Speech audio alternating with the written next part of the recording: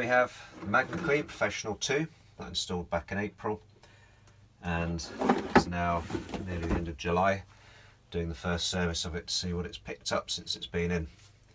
And if you look at all these, when it started off these were pretty black, similar to that one actually, where they'd had a lot of the sort of magnetic particles in the water, all the rust and everything in there. They're looking a lot clearer now, which hopefully means all the mess is in here. So to service this, shut off the isolation valves, and then we're going to open the vent on top. So we've got a container ready to go. If it goes on the carpet, I'm not massively bothered because it's an old carpet. I'll pop that there just in case. So we're going to open the vent. This kit comes with some tools to allow you to do that.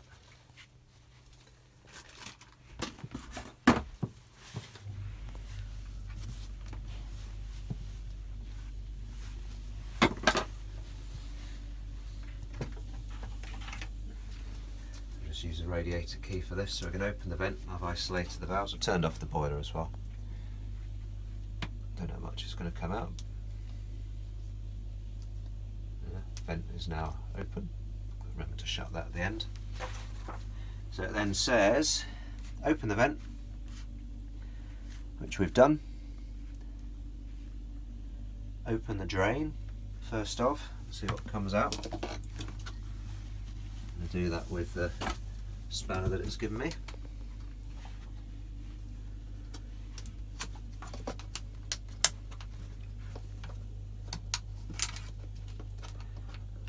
Shouldn't be any too much pressure in here.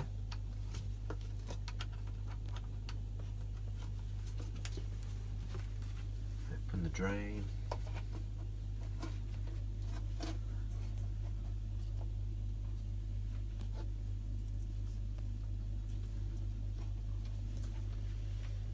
Nothing coming out of it. The drain's definitely open. Let's open the vent a bit more. See if that encourages some more stuff out. There we go. Ugh, look at all that black dirty stuff coming out.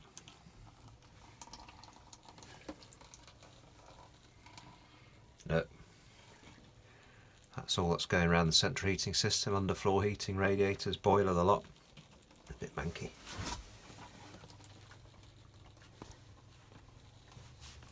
I'll wait for this to drain out.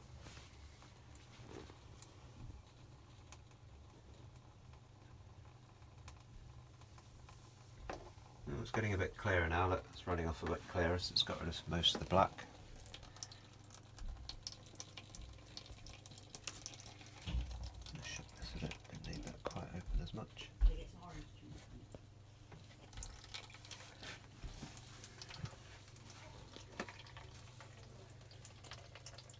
If it carries on draining, that means my isolation valves are failing. I've got bigger problems. Just tighten it all up and start again.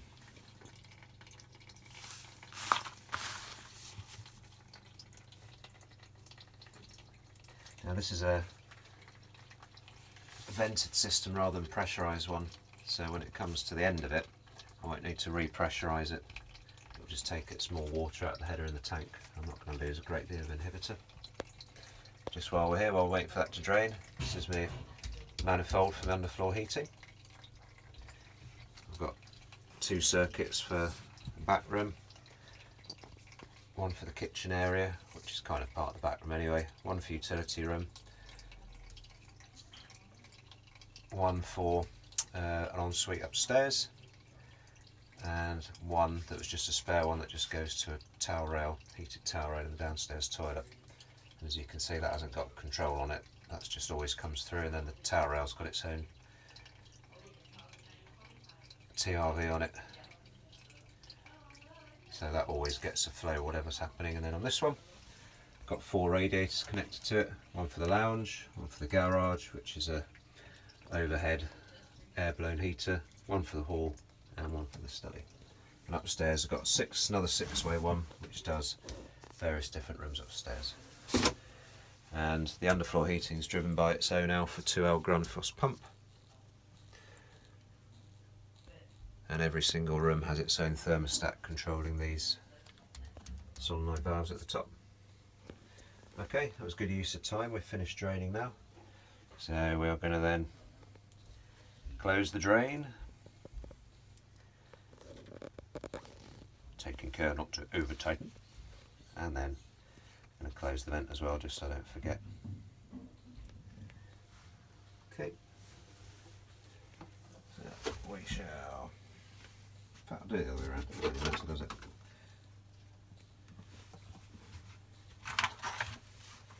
Close the vents. I can find my key, oh, it's still in there, brilliant. That should stop it coming out the drain so much. There we go. I'm going to tighten that, and then we're just going to close the drain. I've got gloves on because this water's got inhibitor in it. It's not very nice, as you can see. Alright, so I'm not going to have to open this again, so I'm just going to nip it up a bit. It says don't over tighten it, it's on a cleaning washer, that'll probably do. Just check it at the end. Okay, so we've got a vent shut and a drain shut. Still got our isolation valve shut, so now we're going to take the top off this. Get our nice tool out of the box. Here. Take that out for the moment. We're going to undo this. There we go. Not too bad.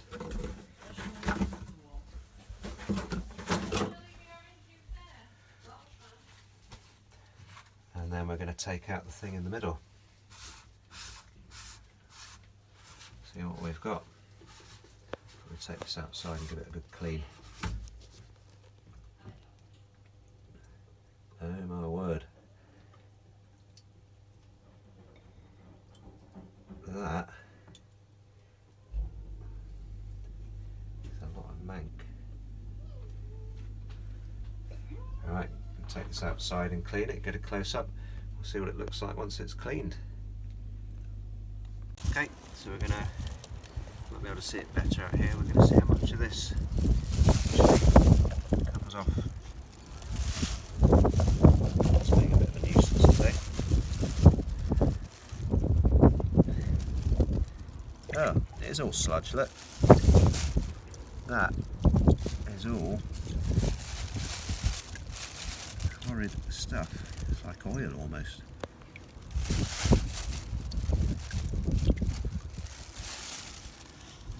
You want to put that down the drain, but I'll just put it. Another rag.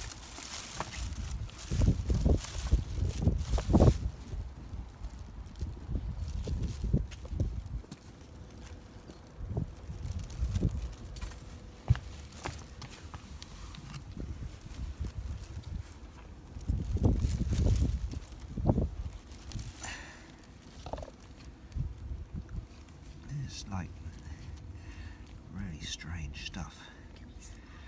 It's not nice.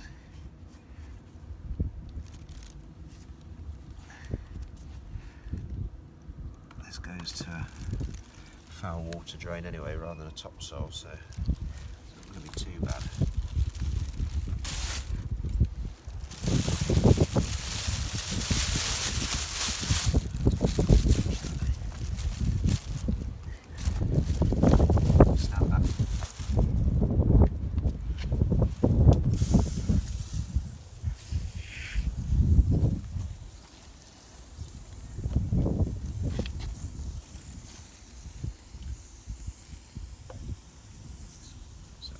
Off relatively simply. It's back in here for the moment. Let's see. Make sure it comes off properly.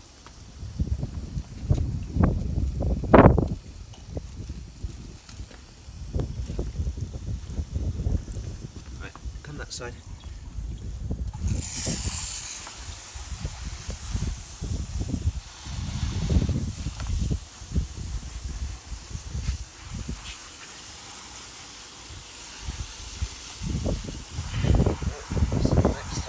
Bucket.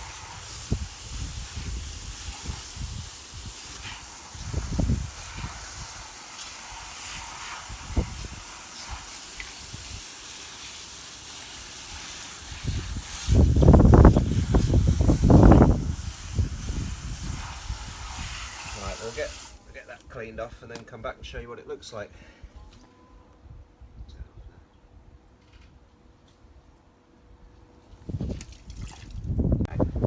I'm just giving it a quick wash down so you can see that the shape of what's underneath, like the magnetic bit, and that's all the sludge. So I'm going to get this all nice and clean and pop it back in.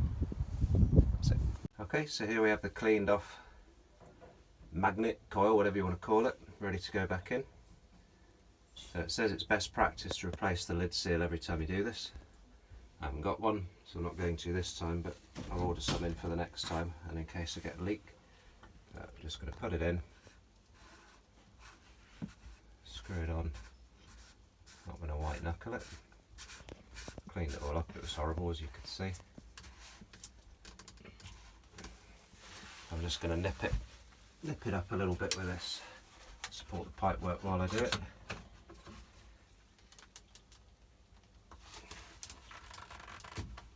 There, that should be fine. Remember I had already done my drain, but I'll check it again. So I've currently got my vent open. I didn't need to put in any inhibitor or anything like that. So open the vent, so turn the valves on, open the vent and then close the vent, so I need to bleed the air out of it. So first of all I'm going to shut the vent so I'm in control. Turn my valves on, gurgle gurgle.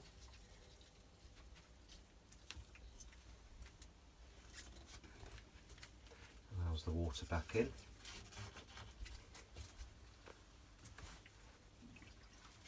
You can hear it. And I'm going to bleed off air. If I come a bit closer, you should be able to hear it.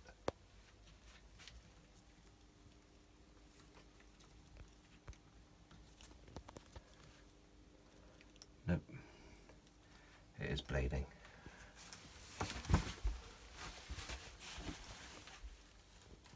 There we go. Can hear it. See it spurting. There we go. Bled all the air up.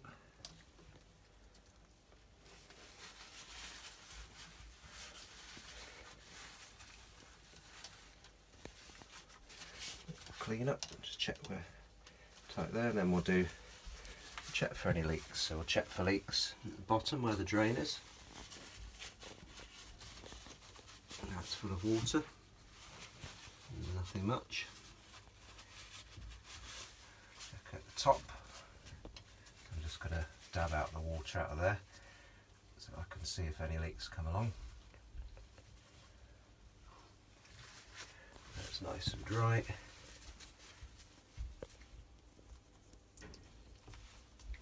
Just have a look in the top of that.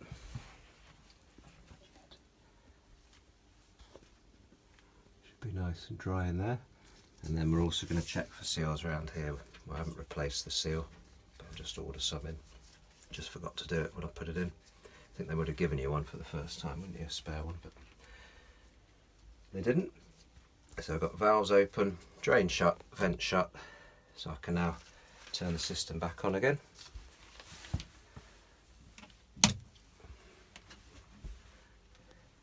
And then when something starts calling for heat, it will just start clearing it through again. And then we'll do this a bit more regularly. And that is it. Okay, so yeah, got the boiler back on again now, system back on. I can hear that water's flowing through. There we go, boiler's going to fire through. So the only thing that's actually drawing water from this at the moment is the towel rail, the downstairs toilet, because I haven't got any other heating on. There's my boiler firing up. So what I may go and do is just keep the video on there. I'm just going to turn on the towel rail. That valve should start sending some water.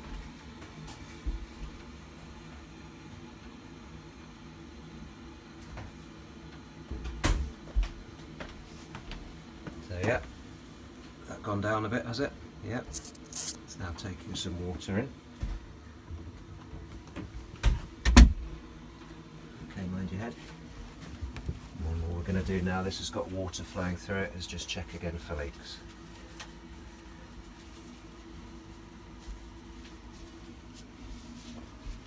No, nothing there. Nothing there. Flowing in through the flow.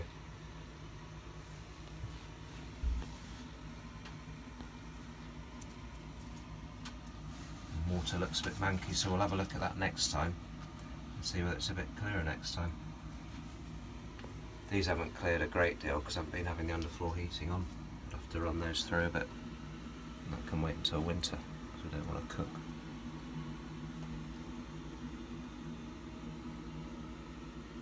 And that's it. Thank you for watching.